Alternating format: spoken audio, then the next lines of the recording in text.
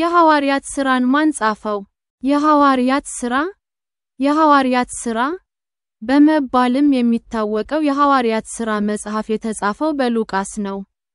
እሱ ሐኪም እና የሐዋርያው ጳውሎስ የቅርብ ጓደኛ ነበር።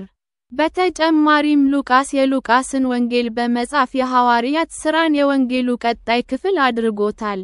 ሁለቱም መጻሕፍት የተጻፉት ቴዎፍሎስ ለተባለ ሰው ነው። ሉቃስ የሐዋርያት ሥራን የጻፈው በ60 እስከ 70 ዓመተ ምህረት አካባቢ እንደሆነ ይታመናል። ምንም እንኳ አንዳንድ ምሁራን የኋላ ዘመንን ይጠቁማሉ። ከኢየሱስ ትንሣኤ በኋላ የጥንቷ የክርስቲያን ቤተ ክርስቲያንን ሁኔታ በጥንቃቄ መዝግቧል።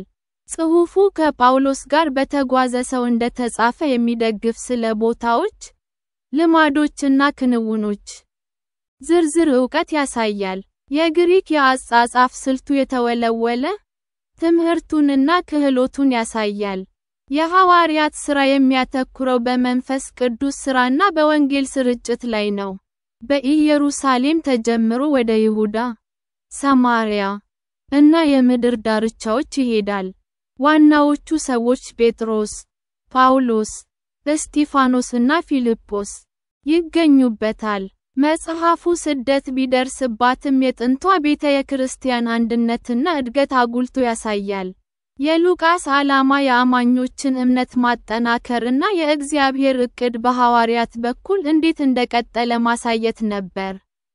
ስለ ቤተ ክርስቲያኑ አጀማመር በሥርዓትና በእውነተኛ ታሪክ ሊሰጥ ፈለገ። የሐዋርያት ሥራ ተራ ሰዎች በመንፈስ ቅዱስ ኃይል እንዴት ደፋር ምስክሮች እንደሆኑ ያሳያሉ።